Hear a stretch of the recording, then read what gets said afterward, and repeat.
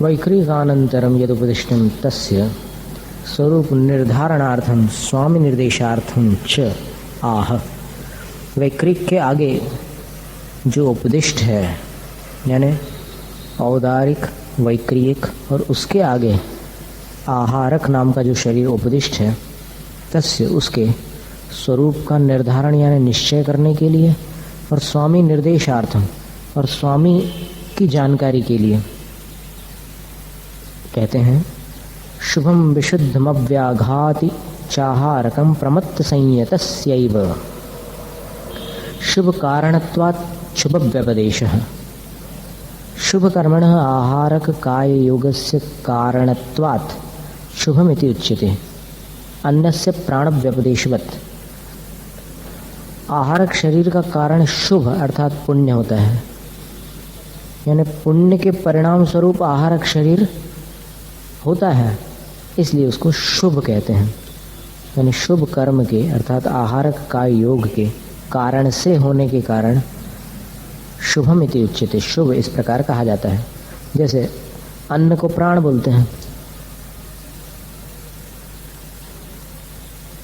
क्योंकि अन्न से प्राण स्थिर रहते हैं, इसलिए अन्न को भी प्राण बोल देते हैं।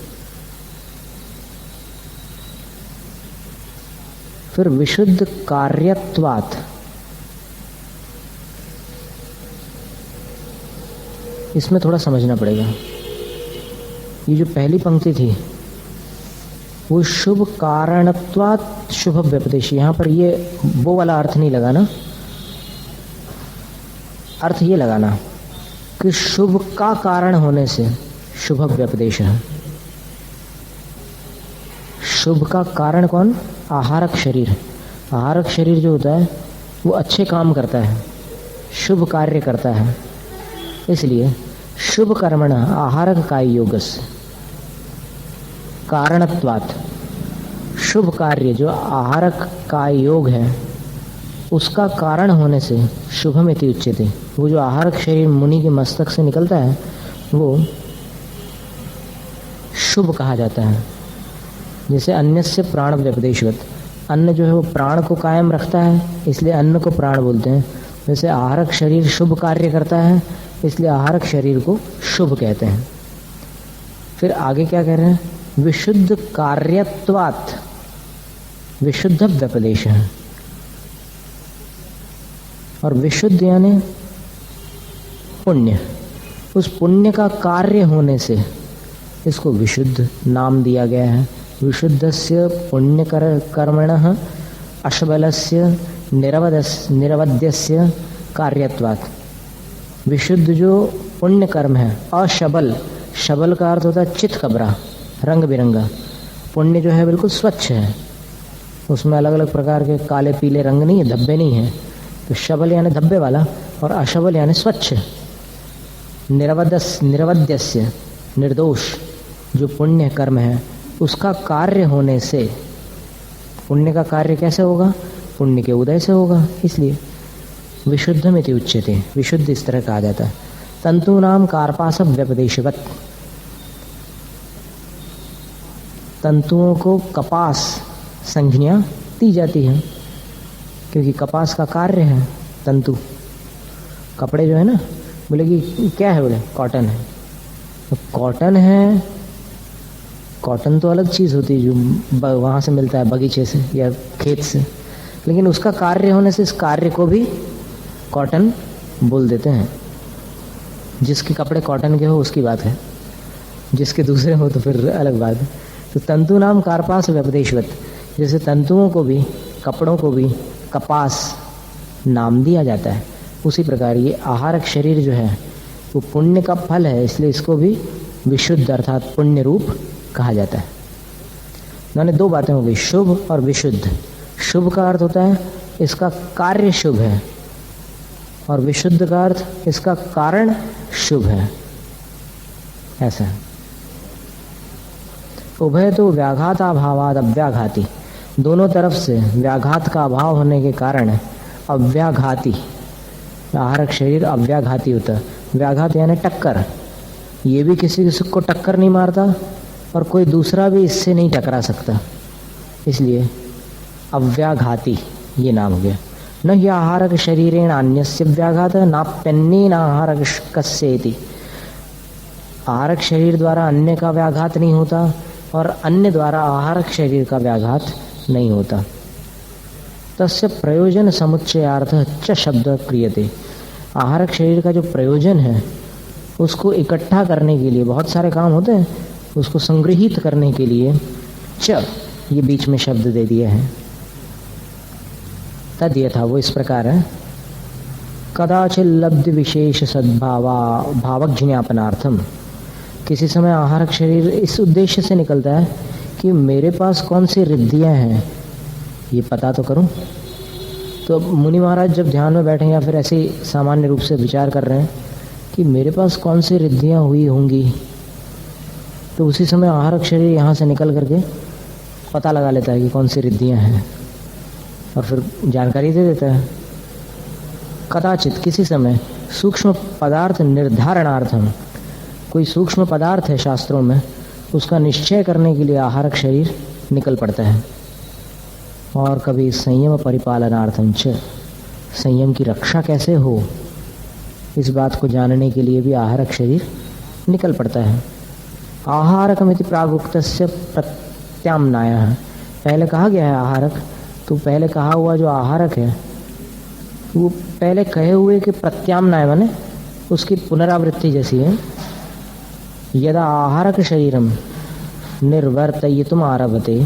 जब आहारक शरीर की रचना करना प्रारंभ करते हैं तदा तब प्रमत्तो भवति। तब मुनि जो है वो 7वें गुण स्थान में नहीं रह सकते, प्रमत्त होते हैं, यानी 6ठे गुण स्थान में आ जाते हैं। इति इसलिए प्रमत्त संयतस्य इति उच्यते। प्रमत्त संयतस्य यानी प्रमत्त संयत मुनि के होता है आहारक शरीर, ऐसा कहा जाता है। इष्टतोवधारणार्थम एव कारोपादानम। इष्ट का निश्चय करने के लिए एव प्रमत्त संयतस्य एव ऐसा निकलेगा विग्रह, तो उसको यहाँ पर स्वीकार किया गया है। यथैवं विज्ञायेत। जिस प्रकार ऐसा जाना जा सकता है कि प्रमत्त संयतस्यैव आहारकम न अन्यस्य इति।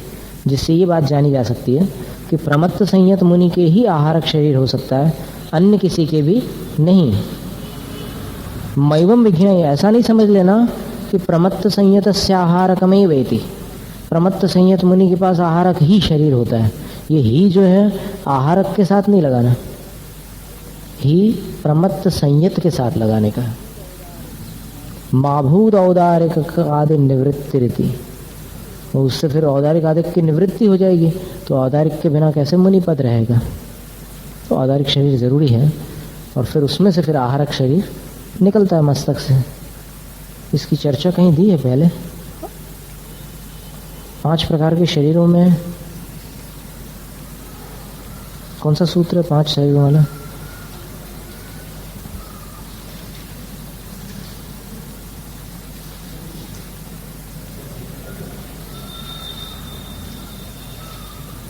सूक्ष्म पदार्थ निर्ज्ञानार्थम असंयम परिजिहीर्षया वा प्रमत्त संयतेन आह्रियते निर्वर्त्यते तत् इति आहारकम।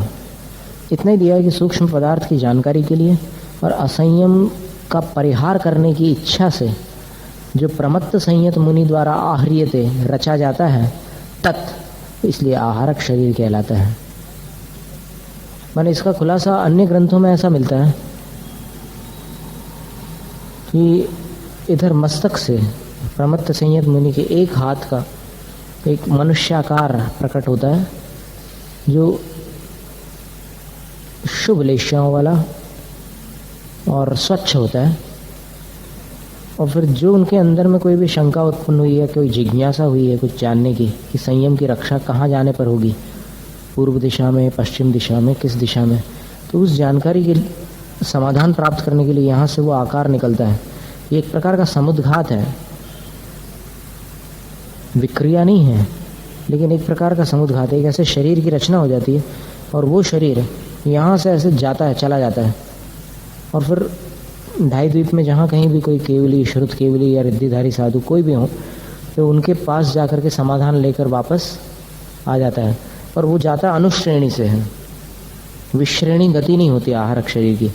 तो जाते समय अगर रास्ते में कोई भी नहीं मिले एक पंक्ति में, तो फिर वो मानुषोत्तर पर्वत के पास जाकर के रुक जाता है, और फिर उस शरीर में से फिर नया आहारक शरीर और निकलता है, और फिर वहाँ से वो और दूसरे स्थानों पर जाता है। ऐसे अंतर्मुहूर्त तक के प्रमत्त संयत गुणस्थान का जितना उत्कृष्ट काल है, उतने काल के भीतर वो समाधान कहीं ना कहीं से लेकर के आ ही जाता है। ऐसा रहता है आहारक शरीर का हिसाब। धवला की 8वीं पुस्तक में इसका विशेष विस्तार हो। वो सब क्या मालूम कैसे होता है, वो तो भगवान के वचन है।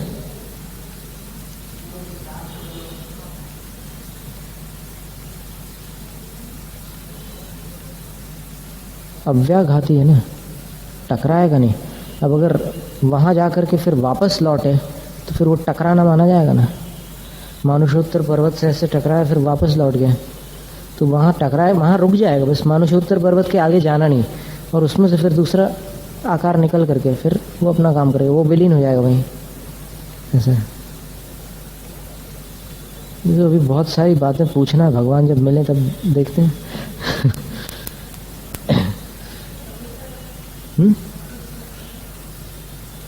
इसमें ऐसा कुछ दिया नहीं है स्पष्ट। हाँ, पूछना ही नहीं पड़ेगा। ये भी हमारे मन में अब भी आया था बिल्कुल, कि वहाँ तो बस सीधा आनंद लो बस भगवान।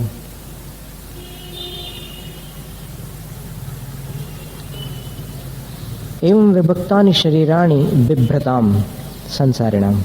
इस प्रकार विभाजित किए गए जो शरीर हैं उनको धारण करने वाले संसारी जीवों के प्रतिगति किम त्रिलिंग सन्निधानम उत लिंग नियम कश्चिद अस्ति इति अतः।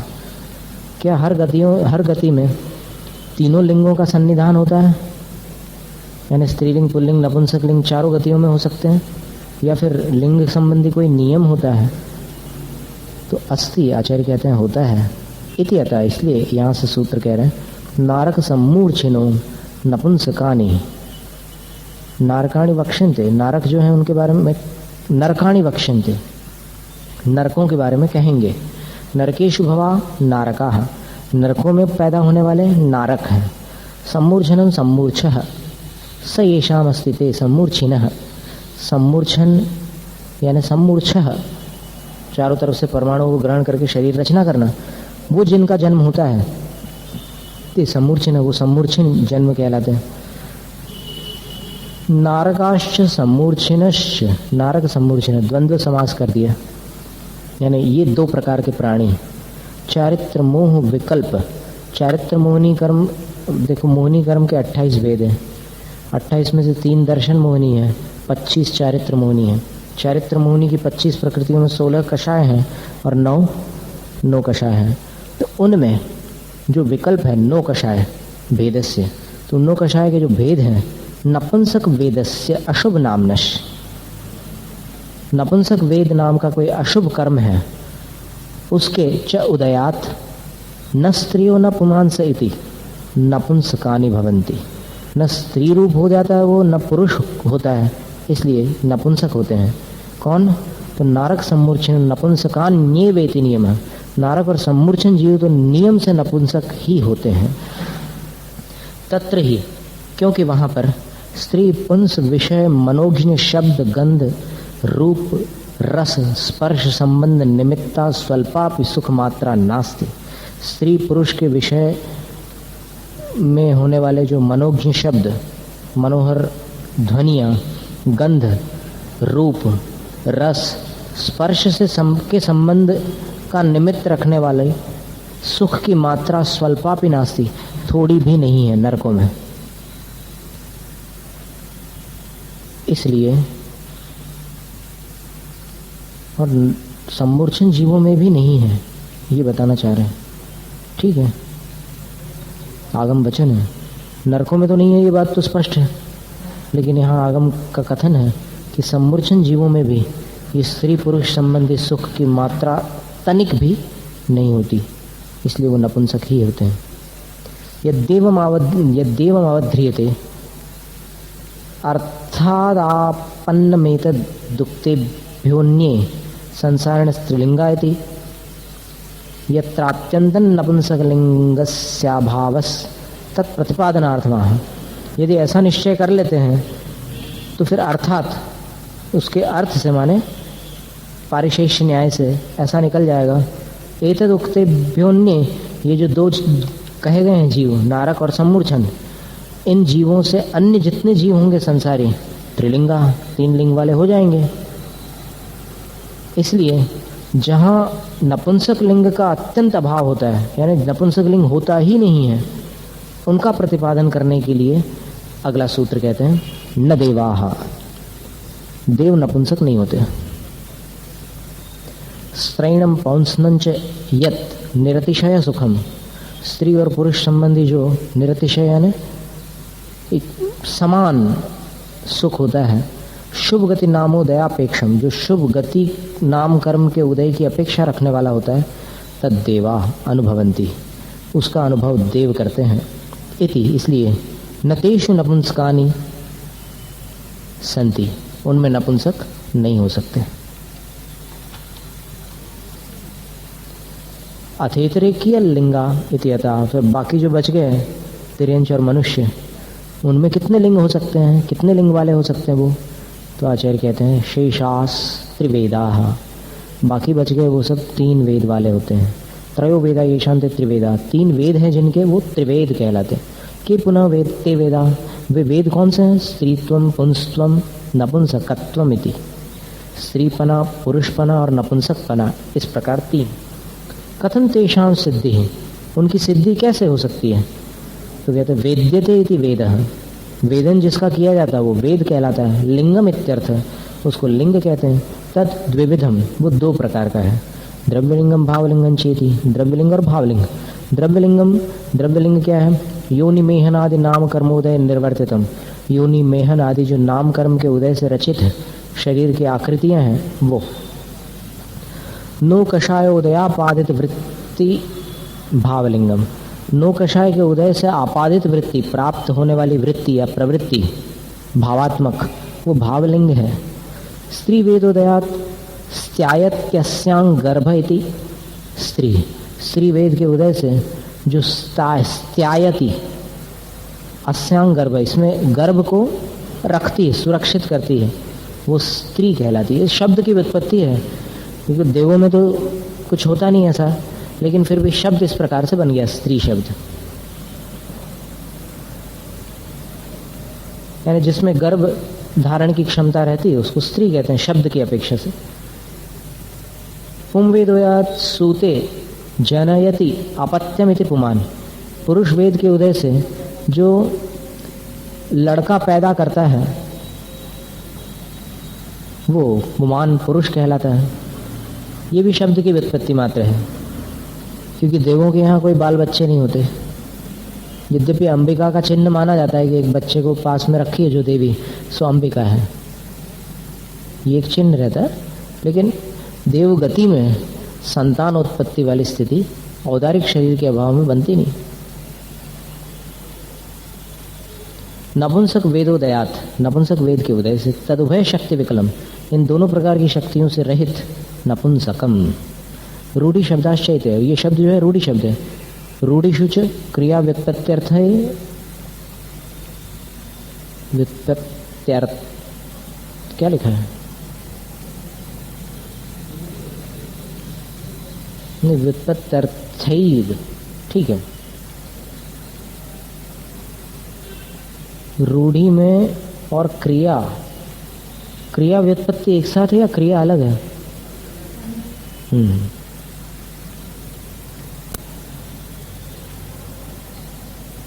वास्तव में तीनों रौडिक शब्द है, और रूढ़ी में क्रिया व्युत्पत्ति के लिए ही होती है। ये जो क्रिया बनाई ना, स्त्यायति इति स्त्री और सूते इति पुरुष पुमान, ये जो क्रिया बनाई इन्होंने, ये सिर्फ रूढ़ी के कारण बनाई है। यथा, जैसे गच्छति इति गौरीति, जो चले सो गाय है, इतना था ही। अब चले सो गाय, बैठ जाए गाय तो गाय नहीं रहेगी क्या? लेकिन वो सिर्फ शब्द की व्युत्पत्ति बताई, बैठने पर भी गाय रहती है।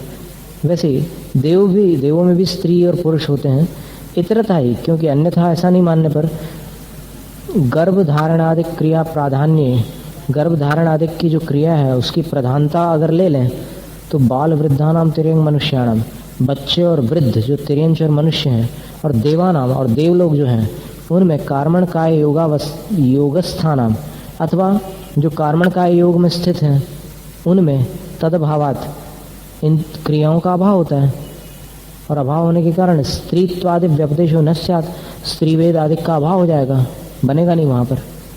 लेकिन ऐसा है नहीं, इसलिए ऐसा समझ लेना कि ये जो शब्दों का निर्माण किया गया है वो सिर्फ व्याकरण से ऐसे कर दिया है, साक्षात क्रिया होना यहाँ पर अनिवार्य नहीं है। तयेते त्रयो वेदा शेषाणाम गर्भजानाम भवंती, ये 3 प्रकार के वेद शेष जो गर्भज प्राणी हैं, क्योंकि सम्मूर्छन बतला दिए, अब बचे कौन? देवों की भी बात हो गई, नारकों की भी बात हो गई, अब बचे कौन? तो गर्भ से जन्म लेने वाले मनुष्य और तिर्यंच, तो इनके तीनों वेद हो सकते हैं। लेकिन इतना ज़रूर है कि 3 वेद में भोग भूमियाँ जीव जो रहते हैं उनमें सिर्फ स्त्री और पुरुष वेद होते हैं। नपुंसक वेद भोग भूमियों में नहीं पाया जाता, कर्म भूमियों में ही होता है। अब इसके आगे का जो सूत्र है, अंतिम सूत्र है दूसरे अध्याय का, बड़ा सुंदर है। ये में जन्म योनि शरीर लिंग संबंधाहित विशेषाः प्राणिनो निर्दिश्यन्ते, जो यह जन्म योनि शरीर लिंग इन सब के संबंध से आहित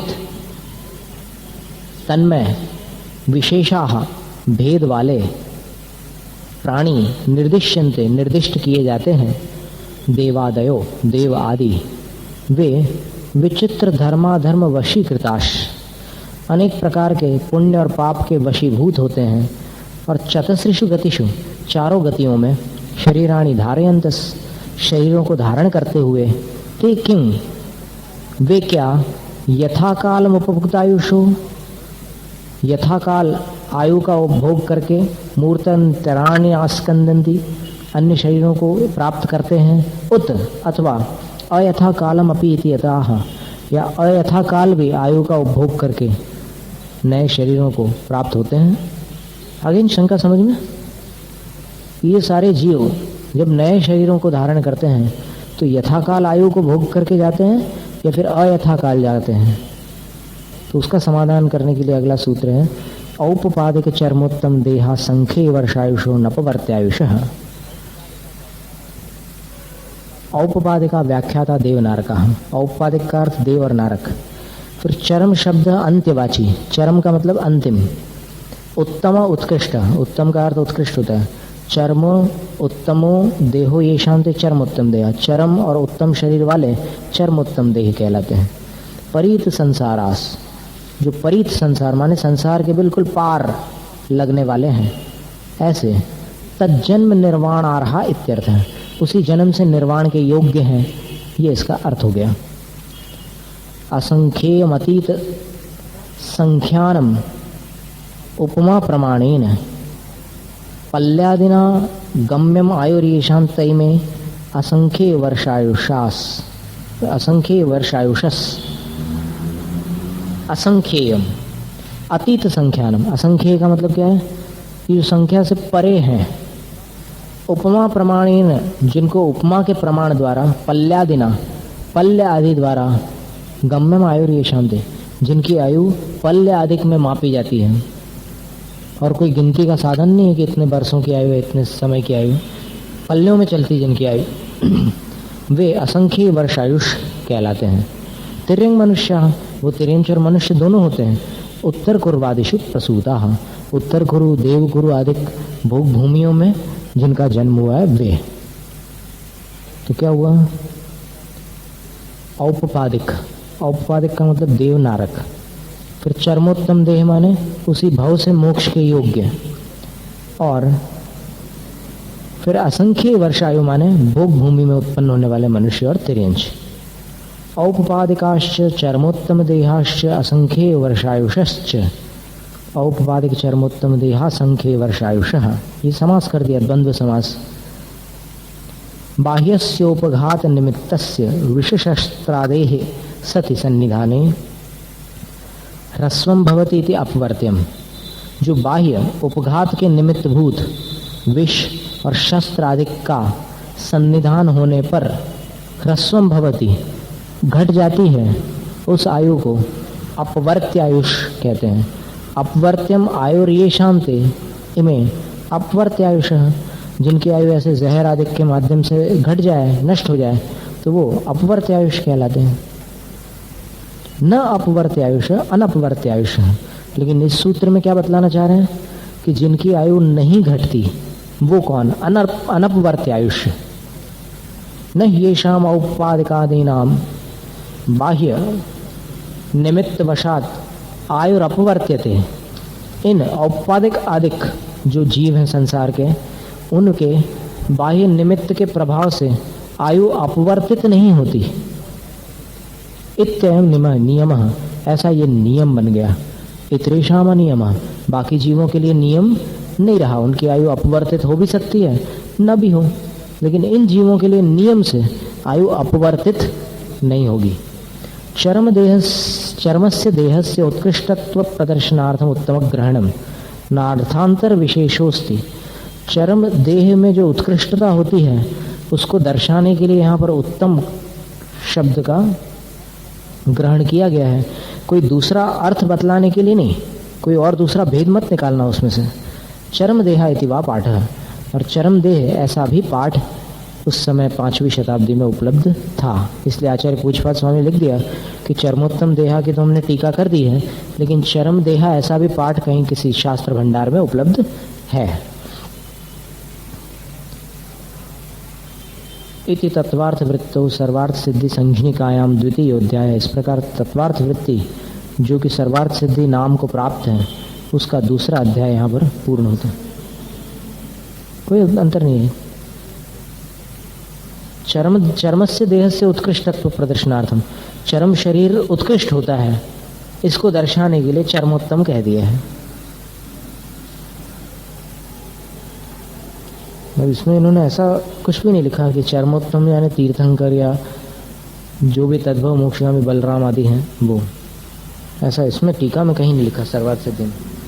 खैर, इसमें अपन पंडित फूलचंद जी ने जो काम किया है इस सूत्र के ऊपर, उसकी अगर अपन झलक देख लें थोड़ी सी।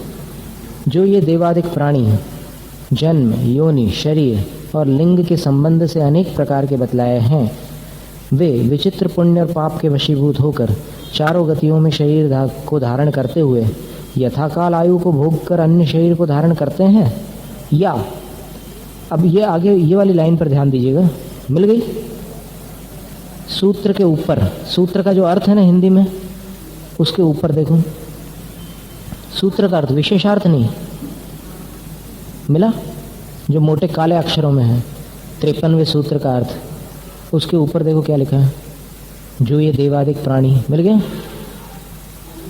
हाँ, अब उसमें शरीर को धारण करते हैं ऐसा एक शब्द आया, वाक्य या देखा, या पढ़ा आपने? हाँ, अब उसके आगे की लाइन देखिएगा, आयु को पूरा न करके भी। ये जो वाक्य लिखा है ये सारे जिनागम में कहीं नहीं मिलने वाला, क्योंकि जैन आगम में आयु को पूरा किए बिना कभी मरण नहीं होता। ये पंडित जी ने अकाल मरण वाली बात जो इसमें सूत्र में ऊपर टीकाकार ने लिखी, यथा कालम अयथा कालम अपि इति लिखा है ना ऊपर, वो अयथा काल शब्द को यथावत न रखते हुए उन्होंने क्या कर दिया, आयु को पूरा न करके भी, क्योंकि अयथा काल शब्द लिखने में वो जो एक मान्यता चल रही है अभी वर्तमान में अपनी जैन समाज में कि जो भी मरण होता है वो केवली ने जब जाना है तभी होता है, इसलिए वो अकाल मरण नहीं है निश्चय से, ऐसा उनका मत है। तो उस मत को सुरक्षित रखने की अपेक्षा से, या फिर जो भी पंडित जी की भावना रही हो उस अपेक्षा से, उन्होंने अनुवाद में ये मूल से परिवर्तन कर दिया। स्पष्ट समझ में आ रहा है आपको? यहाँ वो ऊपर में क्या लिखा है,